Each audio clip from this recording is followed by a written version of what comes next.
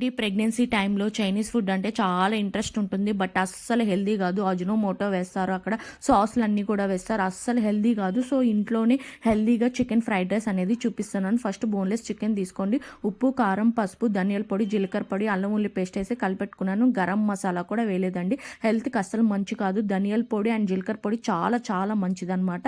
And కొంచెం oil తీసుకొని దాంట్లో చికెన్ ఫ్రై చేసుకున్నాను. అలాగే ఎగ్‌ని కూడా ఫ్రై చేసుకున్నాను.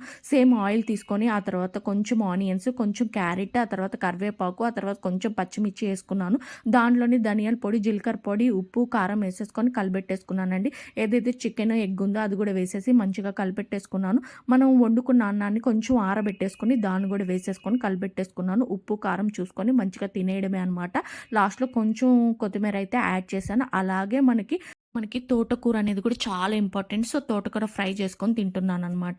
వీడియో గాని నచ్చితే లైక్ చేయండి, షేర్ చేయండి, సబ్స్క్రైబ్ చేయండి. థాంక్స్.